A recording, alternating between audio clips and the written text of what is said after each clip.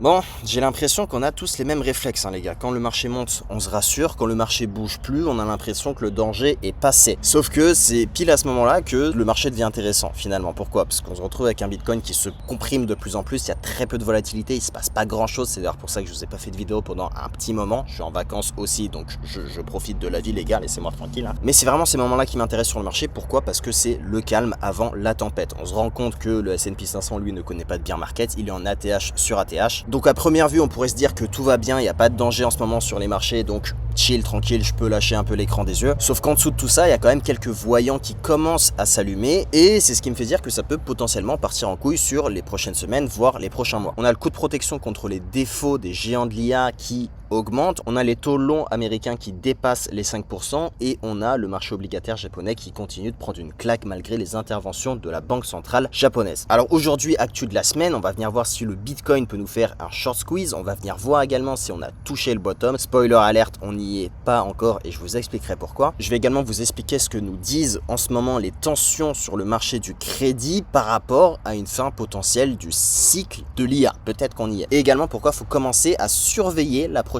narrative qui sera selon moi le quantique. Encore une fois, si tu es nouveau sur la chaîne, n'hésite pas à t'abonner. Je fais des vidéos actu comme ça toutes les semaines pour comprendre ce qui se passe derrière les graphiques, comprendre le côté macro, géopolitique, etc. Donc encore une fois les amis, n'hésitez pas à liker, commenter, partager pour soutenir un maximum la chaîne. C'est que de la plus-value gratuite pour vous. On va commencer par Bitcoin qui est pour l'instant dans un espèce de triangle de compression. Alors une chose à noter, c'est qu'à chaque fois qu'on a eu une jambe baissière sur BTC, on est venu rebondir sur des retracements sur toute cette jambe baissière là. Vous voyez qu'on a rebondi pile sur les 0,38,2 avant d'entamer une deuxième jambe baissière sur laquelle on a rebondi sur les 0,61,8 et on est reparti à la baisse. Et pour l'instant, le plus gros de l'obstacle qui nous intéresse, c'est ce fameux niveau des 0,38,2 qui fait office de résistance sur notre triangle de compression aux alentours des 67 000 $. On a également une oblique haussière ici que j'ai élargie volontairement. Pourquoi? Parce que je m'arrête, j'ai un trait qui s'arrête au corps des bougies et une autre qui s'arrête au niveau des mèches. Donc pour l'instant, c'est vraiment ça que je vais venir surveiller, voir si on arrive à tenir dans cette compression avec un BTC qui rebondit de plus en plus haut. Si ce n'est pas le cas, là potentiellement il peut y avoir un certain mouvement. Donc on surveille vraiment ces bougies là qui viennent tester les supports, voir si on rebondit. Moi pour ma part, je suis rentré en longue sur le groupe privé. Donc encore une fois, pour tous ceux qui veulent choper tous mes trades, je vous invite à rejoindre le groupe privé. Vous avez tout directement dans la description. Maintenant, si on veut que le Bitcoin entame ce genre de mouvement, il va falloir, avant d'aller chercher les 67 000 $, d'abord passer le cap des 65 000 $. Vous voyez qu'on a pas mal de bougies qui se sont arrêtées au niveau des 65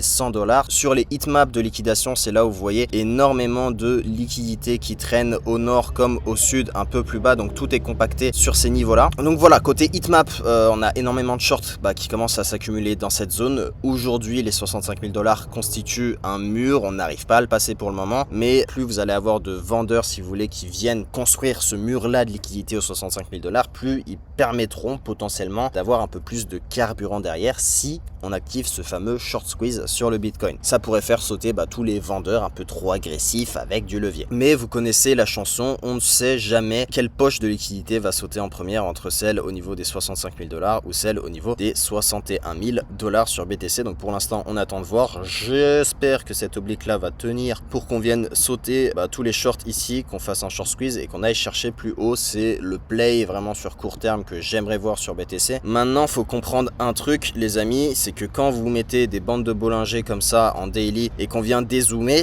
regardez juste la volatilité de BTC en ce moment. Vous regardez les bandes de Bollinger, elles sont toutes resserrées. Généralement, quand vous avez les deux bandes hautes et basses de Bollinger qui sont aussi serrées, les amis, c'est ce qu'on appelle un étranglement. Vous voyez que là, on a vraiment la bande hausse et la bande basse qui se compressent sur BTC. C'est d'une part le fait qu'on a très peu de volatilité et à chaque fois que vous avez un étranglement des bandes de Bollinger, généralement, c'est que ça prépare un gros mouvement explosif. Alors, est-ce que ce sera à la hausse ou à la baisse? Pour l'instant, on n'en sait rien. Je suis juste sûr à 90% qu'il y aura un gros mouvement qui arrivera. Maintenant, le but de la vidéo, c'est de prendre les deux scénarios pour essayer de comprendre et d'anticiper au mieux lequel des deux pourrait arriver. Donc les scénarios que je privilégie pour l'instant, c'est en cas de clôture sous la zone oblique de résistance, je pense que le scénario du short squeeze se fragilisera fortement et qu'on partira potentiellement sur quelque chose de beaucoup plus horizontal, sans forcément de direction claire. Donc on serait peut-être au début de ce que tout le monde attend et ce dont tout le monde parle sur X et sur YouTube, c'est-à-dire la prochaine jambe baissière. Très honnêtement, c'est mon biais sur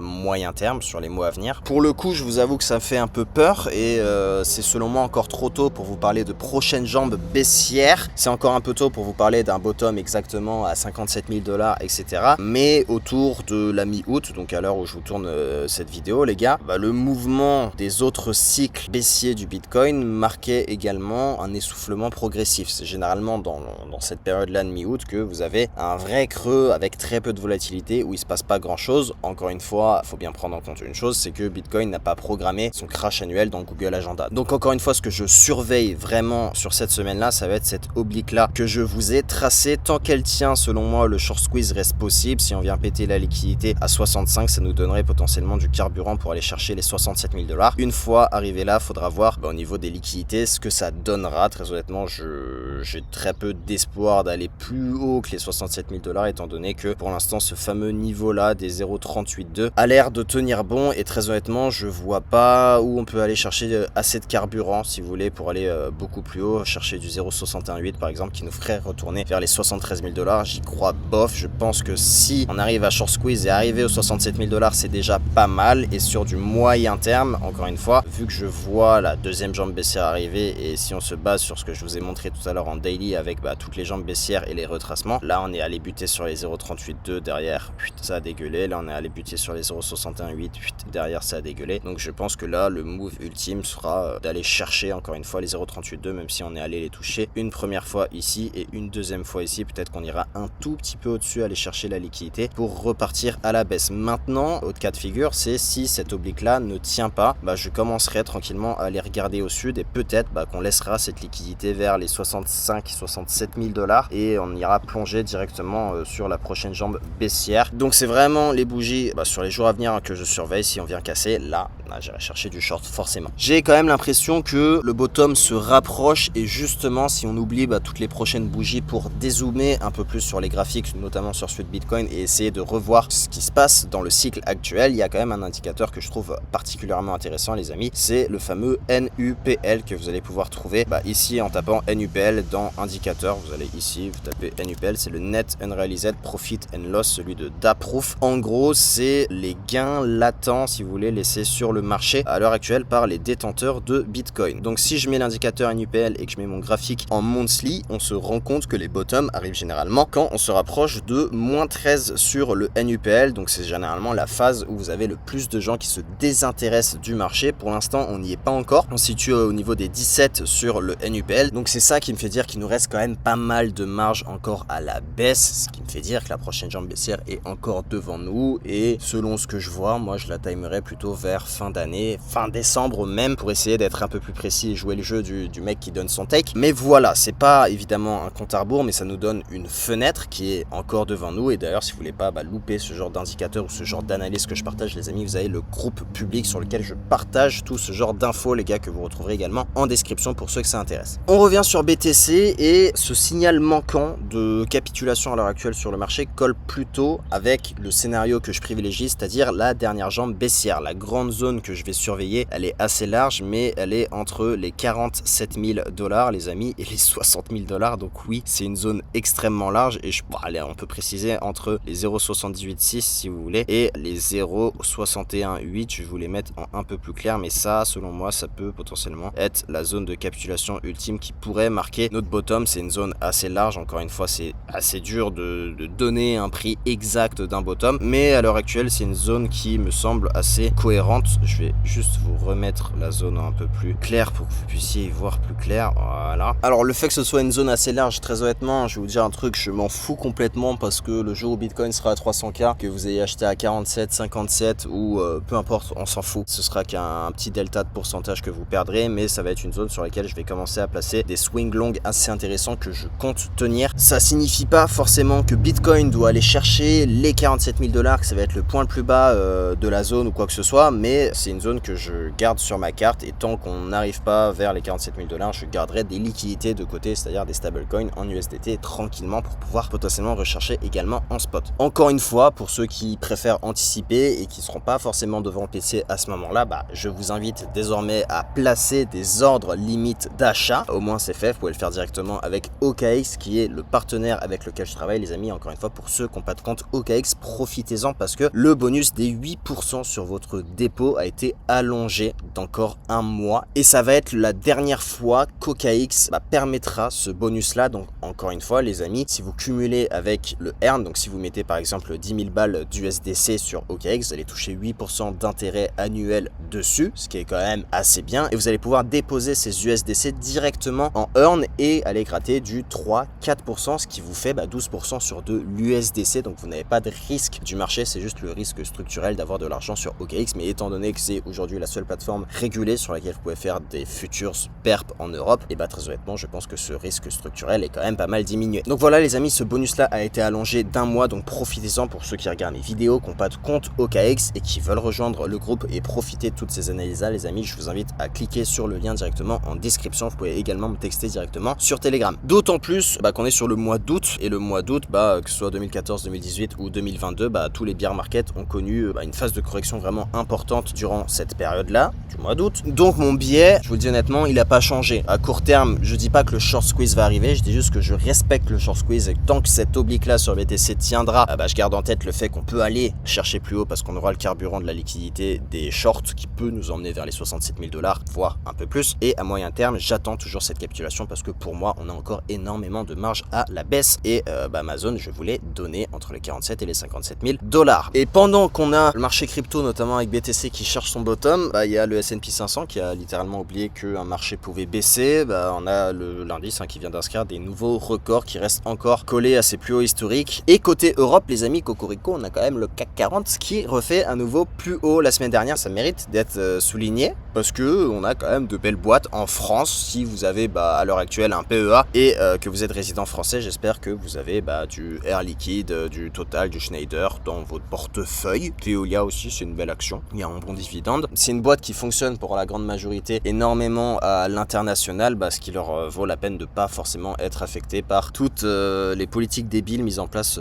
par nos gouvernements en France, et c'est pour ça qu'elle cartonne. Mais derrière ces records, il y a quand même un truc que je surveille et que je voulais vous montrer, surtout du côté de l'oncle Sam. Les amis, regardez ce graphique. Ce que vous voyez ici sur ce graphe, les amis, c'est les CDS à 5 ans. Pour faire très simple, les amis, un CDS, c'est le prix que aujourd'hui vous allez payer pour vous protéger contre le défaut d'une entreprise. Plus vous allez avoir un marché qui estime qu'une société présente un risque de crédit important, plus cette assurance-là va devenir chère. Et si vous regardez bien, depuis quelques mois, cette protection-là, le coût de cette protection, elle augmente, notamment sur toutes les entreprises du secteur de l'IA. Oracle est le cas le plus spectaculaire. On a son CDS à 5 ans qui tourne aux alentours de 200 points de base, Nvidia aux alentours de 78 et Meta aux alentours de 93. À titre de comparaison, les amis, l'indice CDS des entreprises américaines en moyenne tourne autour de 53 points. Donc toutes ces sociétés-là liées à l'écosystème IA aujourd'hui sont considérées à risque. Et on parle, attention, de sociétés qui sont extrêmement solides. Oracle, je pense pas que ça va faire faillite cette semaine, même si l'entreprise investit du cash qu'elle a pas. J'ai regardé les comptes, j'ai fouillé. Au niveau des dépenses d'investissement d'Oracle, on a atteint 55,7 milliards de dollars sur son dernier exercice, soit 174% de tout son cash flow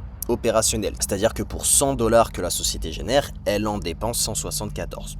Allez comprendre pourquoi. Donc le message, c'est que l'IA aujourd'hui, et même pour les gros mastodontes qui sont dans cet écosystème-là, demande énormément de capital. Jusqu'ici, les gens regardaient vraiment ce que l'IA pouvait rapporter. Maintenant, le marché du crédit commence vraiment à regarder ce que l'IA coûte aux entreprises. Et surtout, comment c'est financé. Et d'ailleurs, je vous ai déjà fait une vidéo en vous disant que sur le marché de l'IA, selon moi, il y avait une bulle parce que tous ces investissements-là sont faits via des crédits cloud et c'est de l'argent qui est investi, mais finalement, c'est pas de l'argent et généralement ça revient aux entreprises qui prêtent leur cloud, etc. Enfin bref, c'est un beau bordel pour pas rentrer dans le détail, mais c'est vraiment une bulle qui est gonflée artificiellement par des crédits. Et des crédits pas avec du cash, du crédit avec des clouds. Et quand vous avez dans un marché tous les investissements qui dépassent largement le cash qui est généré, la différence elle doit bien venir de quelque part. C'est soit de la trésorerie, soit de la dette, ou soit des marchés. Et si le coût du crédit continue d'augmenter au même moment, l'équation devient quand même beaucoup moins confortable pour ces entreprises-là. Donc le risque, c'est pas que l'IA va cesser de fonctionner. Ça, je pense pas que ce sera le cas. Le risque, c'est que son financement, enfin du moins les sociétés d'IA, la façon dont elles se financent aujourd'hui, risque d'être le vrai maillon faible du boom de cette bulle. Voilà. Donc moi, ce qui m'intéresse, c'est pas de me dire, ok, l'IA, on est sur une bulle, ça va exploser, ça devient risqué, etc. C'est de me dire sur quoi je peux me placer prochainement, quelle pourrait potentiellement être la prochaine narrative. Et selon moi, tout se dirige vers la quantique. Comme sur le marché des cryptos, le marché action a lui aussi des narratives avec des hypes qui interviennent où vous avez certaines actions qui vont exploser de certains secteurs avec le cloud, les semi-conducteurs, l'IA, les data centers, le photonique aussi. Et à chaque fois, le capital va se concentrer sur une nouvelle histoire qui est donnée sur le marché. L'histoire de l'IA, selon moi, elle n'est pas encore finie. La bulle peut prendre énormément de temps à éclater. C'est pour ça que je ne parie pas sur une chute des sociétés IA à l'heure actuelle, mais on peut déjà se préparer pour la prochaine narrative. Et donc, vous l'avez compris, je surveille, moi, le quantique. Petite précision importante, les amis, si on veut être rigoureux, les actions que je vais citer ne sont pas des purs players du calcul quantique comme Lonq ou Rigetti. Et c'est justement ça qui m'intéresse. Je vais vous donner le nom d'une action, par exemple. Premier nom cohérent. Vous allez sur TradingView, vous mettez le ticker COHR. Ok, cohérent.corp. Ça m'intéresse. Cohérent, c'est quand même un acteur majeur de la photonique et des lasers. C'est des technologies qui sont aujourd'hui utilisées dans l'IA, mais aussi directement dans la recherche d'atomes froids, l'optique quantique et le calcul quantique. Voilà. Nvidia vient en plus d'engager 2 milliards de dollars dans Cohérent pour sécuriser ses capacités photoniques. Donc si demain la narrative sur le marché action passe de plus de GPU mais plus de photonique, Cohérent est très bien placé. C'est pour ça que pour moi c'est quand même un play assez intéressant dans le secteur de la quantique. Deuxième nom, vous avez Lumentum, le ticker c'est Lite, L-I-T-E, hop, sur TradingView. Lumentum Holdings, ça pareil c'est un play qui va m'intéresser. Même logique, Lumentum fournit des lasers et composants photoniques nécessaires aux énormes infrastructures de calcul. L'entreprise aujourd'hui est déjà énormément exposée à l'IA et au passage de tout ce qui va être connexion électrique vers des connexions optiques dans les data centers. Et devinez quoi, Nvidia a également consacré plus de 2 milliards de dollars à cette société. Donc Nvidia s'expose pas directement au quantique, mais va s'exposer au photonique par le biais de ces deux sociétés dont je viens de vous parler, même si la photonique devient une sorte de couche fondamentale, si vous voulez, du prochain cycle informatique. Donc je pense que ça reste quand même le genre d'acteur à avoir dans une watchlist à regarder. Voilà. Et le dernier, en bonus, vous avez le ticker Sivers Semiconductors. Donc là, c'est un peu plus exotique, je vous avoue. On est sur une société suédoise qui développe des circuits photoniques intégrés pour l'IA et les data centers. Donc marché suédois, beaucoup plus petit, beaucoup plus risqué évidemment, mais justement peut-être beaucoup plus sensible si ce marché-là du photonique vient à éclore. Je pense que ça pourrait potentiellement bien prod. Je dis pas que ce sera le prochain Nvidia, forcément, je dis juste que tout le monde parle encore du narratif actuel, data center, IA, semi-conducteurs, etc. Mais selon moi, la logique à avoir sur le marché, c'est pas se concentrer sur ce qui a déjà explosé, mais c'est se préparer au potentiel prochain mouvement selon la logique. Et selon moi, la logique du quantique, forcément elle va venir, elle va passer par des choses qui sont liées au quantique, c'est-à-dire le photonique. Donc voilà pour cette vidéo les amis, en espérant que ça a pu vous apporter certaines choses. J'ai extrêmement chaud depuis tout à l'heure, je tourne la vidéo, j'ai le soleil qui tape dans la gueule et j'ai absolument pas de clim ici, mais je vais bientôt rentrer de toute façon à Dubaï avec le setup pour vous faire un peu plus de vidéos avec un peu plus de volume en espérant que le marché se porte mieux. Mais pour conclure la vidéo, à court terme je pense que le short squeeze reste quand même possible sur Bitcoin. Si on vient péter et aller chercher la liquidité aux 65, pour moi on aura peut-être assez de carburant pour aller au-dessus des 67 000 $. Donc c'est le play que je joue actuellement, vu que je viens de rentrer en long sur le groupe privé. Maintenant l'oblique que je vous ai tracé, je la surveille, parce que si elle casse là, j'ai jeté les yeux plus vers le sud en rentrant côté short. Et encore une fois sur du moyen terme, je suis quand même convaincu que la prochaine jambe baissière est devant nous et qu'elle arrivera potentiellement d'ici fin d'année. Et mon bet c'est en décembre, même fin décembre. Le 15 septembre, bel événement. Déjà, il y aura le Grand Prix de Madrid. Je pense que j'y serai. Et il y a également le vote final du Clarity Act. Donc je pense qu'il y aura quand même un bel engouement institutionnel et ça peut potentiellement faire passer le marché des cryptos sur une nouvelle phase. Pourquoi pas? On a BlackRock qui continue de voir ses investisseurs ETF comme des détenteurs long terme de BTC. C'est des gens qui vraiment hold du BTC à long terme. Généralement, vous le savez, tous les fonds de pension, fonds de retraite aux États-Unis, c'est des gens qui investissent dans des actifs, des actions, etc. Maintenant qu'il y a les ETF, les gens gardent et détiennent du BTC à long terme pour leur retraite. Maintenant, pour finir et conclure cette cette vidéo les amis. Je pense que sur court terme, le short squeeze sur BTC reste une option possible, que je respecte. Je dis pas que ça va absolument arriver parce que je ne sais pas quelle poche de liquidité va aller chercher le prix, mais si on va chercher la poche des 65 000 $, on aura ce fameux short squeeze qui sera déclenché, assez de liquidité si vous voulez, de jus, de coco, d'essence, tout ce que vous voulez, pour aller chercher au-dessus des 67 000 $. C'est le play que je joue, c'est pour ça que je suis rentré en longue sur mon groupe privé. Encore une fois, pour ceux qui veulent avoir tous les trades que je prends, je crois que ce mois-ci je suis à 93% de win rate, ce qui est juste spectaculaire, avec à peu près 90% de performance sur mon capital, ce qui est juste énorme, malgré un gros bear market et un gros mois de merde. Pour ceux qui veulent avoir les mêmes performances, non, ce serait du mensonge, mais pour ceux qui veulent avoir mes trades, mes positions, mes analyses, groupe privé, le lien est directement dans la description les amis, vous avez juste à créer un compte avec mon partenaire OKX et ensuite vous aurez l'accès directement à ce groupe là qui sera gratuit si vous êtes passé par mon lien sur OKX. Donc voilà pour le court terme, on peut potentiellement aller chercher les 67. Maintenant sur du moyen terme, je suis quasi persuadé que le bottom est encore devant nous, qu'on a encore un peu de marge et si j'essaie de le timer, je le timerai vers fin d'année, voire fin décembre, et ce serait potentiellement la dernière capitulation ultime qui arriverait si je donne mon avis comme ça et que je me mouille entre les 47 et les 57 000 $. Donc je garde encore du cash de côté, je place des ordres longs sur des swings que je vais tenir sur plusieurs mois et voilà, je vous tiens au courant pour les prochaines avancées sur le photonique, sur le quantique, sur toutes mes recherches. Il y a aussi tout le secteur des aimants qui me fait kiffer, donc voilà, je vais jeter un œil sur tout ça, je vous tiens au courant si j'ai plus de news et je vous tiens au courant très prochainement les amis. Encore une fois c'était Roro, bisous à tous, ciao.